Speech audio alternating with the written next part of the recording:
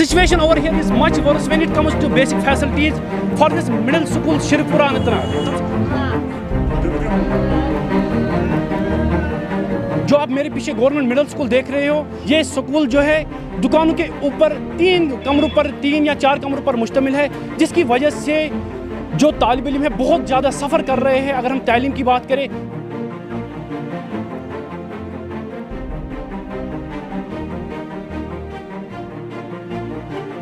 इस क्लासरूम की अगर हम बात करें, एक ही क्लासरूम में 3 क्लासेस पढ़ाई जाती है। एक तरफ से मैं अपने कैमरा पर्सन से रिक्वेस्ट करना चाहूँगा थोड़ा पैन करके दिखाए। एक तरफ से जो है 7th क्लास के बच्चों को पढ़ाया जाता है, दूसरी तरफ से यहाँ पे 8th क्लास के बच्चों को पढ़ाया जाता है और बीच में यहाँ पे 5th क्लास के बच्चों को पढ़ाया जाता है, यहाँ 3rd क्लास के बच्चों को पढ़ाया जाता है, जिसकी वजह से बच्चों की बुनियादी तालीम पर, बेसिक एजुकेशन पर बुरे असरात मुरतब होते हैं। एक तरफ से अगर गवर्नमेंट मुख्तलिफ स्कीम्स लॉन्च करता है ताकि ज़मीनी सतह पर तालीमी निज़ाम को बेहतर बनाया जाए, मगर इस स्कूल की अगर हम बात करें, यहाँ पे बेसिक इंफ्रास्ट्रक्चर का फुकदान देखने को मिल रहा है, जिसकी वजह से यहाँ के जो गरीब आवाम के बच्चे हैं जो यहाँ पे तालीम हासिल करते हैं, उनको बहुत सारी मुश्किलात का सामना करना पड़ रहा है। इसके मज़ीद मैं आपको बता दूँ, ये जो स्कूल है बिल्कुल हाईवे के बिल्कुल मुतसिल है और यहाँ से जो DC ऑफिस है वो 1 या 2 किलोमीटर ज़्यादा से ज़्यादा दूर हो सकता है। इस अनटोल्ड स्टोरी से हम आपको रूबरू कराने की कोशिश करेंगे। ये बिल्डिंग जो है अनसेफ बिल्डिंग है, मगर यहाँ के टीचर्स बच्चों को मोटिवेट करने के लिए कुछ ऐसे साइन बोर्ड्स भी यहाँ पे लगा रहे हैं, कुछ राइट अब भी यहाँ पे लिख रहे हैं बोर्डों पे, साइन बोर्ड्स पे, यहाँ पे पेपर्स पे। यहाँ पे टीचर्स का यही लिखना है, when you enter this little room consider yourself one of the special member of a group who enjoy working and learning. जो है गवर्नमेंट मिडिल स्कूल शिरपुरा, ये बस एक मोटिवेशन थॉट बच्चों को दिया जाता है ताकि ये मोटिवेट हो, ताकि ये यहाँ पे रह सके, पढ़ सके। मज़ीद अपने कैमरा पर्सन से मैं रिक्वेस्ट करना चाहूँगा थोड़ा वो पैन करके दिखाए कि जो स्कूल की खस्ता हालत है वो आप कॉर्नर्स में भी देख सकते हो। यहाँ पे हर किसी जगह जो है प्ले शीट लगे हुए हैं। Nutshell, this school lack basic infrastructure, basic facilities. Overall facilities are not available in this school. Because of that, the teachers are also suffering, and for that very reason, students to suffer here in this middle school. मैं आपको यहाँ पे बता दूँ, यहाँ पे बच्चे बहुत ज़्यादा सफ़र कर रहे हैं। लाइटिंग का इशू हो, यहाँ पे बिल्डिंग का इशू हो, इंफ्रास्ट्रक्चर का इशू हो, कंप्यूटर लैब्स का इशू तो पहले से ही है। अलबत्ता यहाँ पे मैं बताना चाहूँगा, right now we are living in the age of information and technology. इस साइंस और टेक्नोलॉजी के दौर में अगरचे स्कूलों को अलग अलग साइंटिफिक सहूलियात दी जाती है, मगर यहाँ पे क्लासरूम्स की अदम दस्तियाबी की वजह से उन इक्विपमेंट्स का कोई यूज़ नहीं कर पाता है। खुसूसन अगर हम यहाँ पे क्लासरूम्स की बात करें, यहाँ पे कोई क्लासरूम नहीं है। हमें ओवरऑल यही पता चलता है कि यहाँ पे कोई क्लासरूम नहीं है। यहाँ पे जो ये है फैब्रिकेटेड, ये मैं फैब्रिकेटेड शटर्स भी नहीं बोल सकता हूँ, क्लासरूम्स भी नहीं कह सकता उनको, प्ले शीट्स यहाँ पे लगे हुए हैं। साफ तौर पर आप इनकी आवाज़ भी सुन सकती हो। प्ले शीट यहाँ पे लगे हुए हैं और बस यहाँ पे कुछ लिखा हुआ हमने पाया। MDM मेनू यहाँ पे हमने देखा, अलग अलग कुछ साइन बोर्ड्स हमने यहाँ पे देखे। यहाँ पे मैं ज़मीनी हक़ाइक़ जानने के लिए कुछ बच्चों से बात करना चाहूँगा। बच्चा, आपका नाम क्या है? रोहित। क्या आपके स्कूल में बिल्डिंग है? नहीं, सहरान। बच्चे, किन फैसिलिटीज़ की कमी है आपके स्कूल में? ग्राउंड, बिल्डिंग्स और कंप्यूटर लैब है आपके स्कूल में? नहीं। वॉशरूम फैसिलिटीज़ है? नहीं। और उनका बच्चा, आपका नाम क्या है? शमीमा। किन दिक्कतों का सामना आपको करना पड़ता है, किन मुश्किलातों का सामना करना पड़ता है अगर हम आपके स्कूल की बात करें? हमें बहुत सारे मुश्किलातों का सामना करना होता है। एक तो यहाँ गर्मी होती है, ऊपर से हमें डिस्टर्ब होता है पढ़ने में, क्योंकि यहाँ से गाड़ियाँ हैं। हमें बिल्डिंग चाहिए, हमें खेलने का अच्छा माहौल चाहिए। जब 7th क्लास पढ़ता है या 8th क्लास पढ़ता है, तो हम जब इंग्लिश पढ़ते हैं तो ये भी पढ़ते हैं, तो डिस्टर्बेंस बहुत होता है यहाँ पे।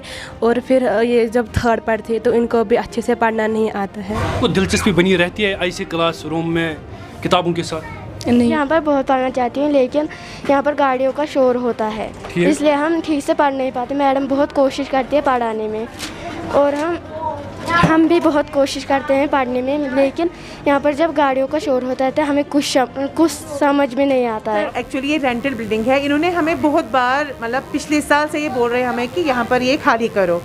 हम निकलने के लिए बोल रहे हैं सर, ये हम यहाँ से हमें यहाँ से भी निकाल रहे हैं। लेकिन हमने बहुत बार हमने गवर्नमेंट मतलब हम ऑफिस गए, ZDO's ऑफिस गए, वहाँ पर हमने उनको बोला कि ये हमें ऐसे तंग कर रहे हैं। उनका रद्द-ए-अमल कैसा रहता है? सर उन्होंने बोला कि अगर ज़मीन है वहाँ पर या आप खुद देखो, वो खुद नहीं देखते, वो खुद उनको प्रॉब्लम सॉल्व करनी चाहिए थी हमारी, लेकिन वो सॉल्व नहीं कर रहे हैं।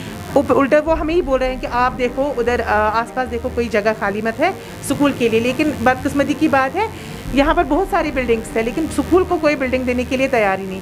उनकी वो मतलब वो ग्रीवेंसेस रहती है कि जो अगर हम स्कूल को कोई बिल्डिंग देते हैं वो हमें फिर रेंट सही तरीके से अदा नहीं करते हैं। वो फिर मतलब रेंट के लिए बोलते हैं मतलब कल आओ परसों आओ। हम 2-3 क्लासेस एक रूम में मैनेज कर रहे हैं। आपने देखा इधर कितनी गर्मी है, फ़ैन होने के बावजूद इधर कितनी गर्मी है। हम बड़े हैं, हम रेजिस्ट नहीं कर पा रहे हैं। आप छोटे बच्चों की बात करें, वो कैसे रेजिस्ट करेंगे?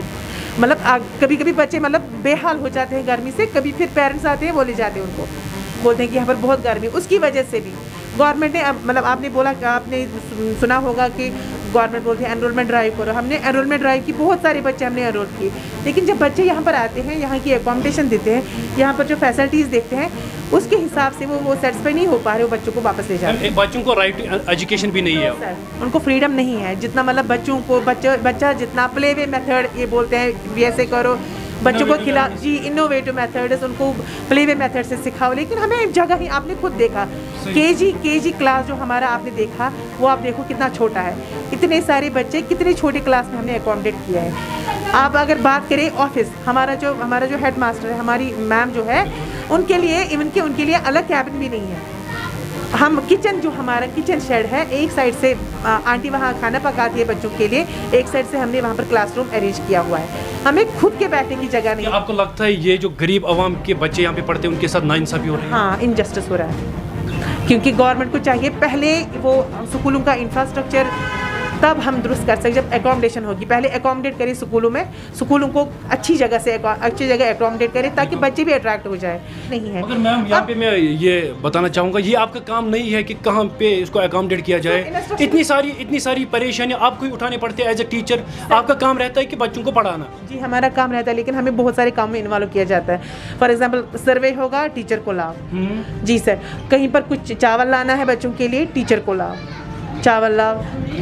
अब उसका स्टेटमेंट देना है, ऑफिस आ जाओ विदिन वो, और बोलते हैं विदिन नो टाइम ऑफिस पहुंचो, वो वाला स्टेटमेंट लाओ, ये वाला स्टेटमेंट लाओ। बहुत सारा काम होता है। टीचर के साथ बहुत ज़्यादा नाइंसाफी हो रही है और बेहुरमती हो रही है। आप सोचिए कि मतलब टीचर के ऊपर इतना दबाव है। अगर हमें मतलब मैं एक टीचर हूँ, जब मेरे ऊपर बहुत सारे चार्जेस भी हैं, मतलब MDM है, बाकी जो बनाना होता है मंथली वार बहुत सारा बनाना होता है, ये देना होता है उधर स्टेटमेंट। इसके लिए मतलब घंटा 2 घंटा वो तो चला जाता है, या कभी आधा घंटा, कभी कुछ नहीं। लेकिन महीने में 4-5 दिन तो ऐसे होते हैं जब हमें काम होता है बच्चों को ऐसे ही छोड़ना होता है। वो क्लासेस डिफंक हो जाते हैं, तो वो नुकसान जो होता है बच्चों का वो कौन पूरा करेगा? वो तो कमी रहेगी ना बच्चों में। फिर कुक बनाते हैं, कुक भी देते हैं, लेकिन रिकॉर्ड उसका रखना पड़ता है। हमें चावल हमें खुद लाना पड़ता है। आपकी भी उसमें इन्वॉल्वमेंट है? जी सर, हमें देखना पड़ता है, मॉनिटर करना होता है, मतलब उन्होंने कैसे पकाया है, बच्चों को देते हैं अच्छे से कि नहीं। रोज़ उसका बनाना होता है स्टेटमेंट, कितने बच्चों ने खाया क्या, वो हमें देना पड़ता है रोज़। मतलब ये तो काम है ही, अभी रूटीन बन गया है। बाकी और भी काम है स्कूल में, तो वो भी हमें फॉलो करने पड़ते हैं। कभी अब रिसेंटली मतलब मुझे भी सर्वे था, मैं प्लानर थी, मेरी दूसरी टीचर सर्वेयर थी। यहाँ पर हम 2-3 टीचर उसके साथ इन्वॉल्व थे। तो उन दिनों जो टीचर ये बच्चों का जो नुकसान हो गया, वो कौन उनको देगा? सही बात है। कितना नुकसान हो गया। हम 10 दिन थे या क्या थे, मतलब आए दिन ये निकालते हैं, वो वाला स्टेटमेंट दे दो, अब ये दे दो, बना के दे दो। कितना टाइम ज़ाया होता है हमें। इनके लिए इनको चाहिए कि कोई मतलब एक टीचर जिसको सिर्फ यही काम होगा, जैसे क्लर्क वगैरह होते हैं वैसे। अगर ये मिडिल स्कूल 2-4 होंगे, 2-4 के लिए, अगर 2-4 मिडिल स्कूलों के लिए एक ऐसे बंदे को ये मुंतखब करेंगे जो यही काम करता होगा, उसको पढ़ाने का काम नहीं होगा। इससे टीचर्स भी बच जाएंगे और बच्चे भी।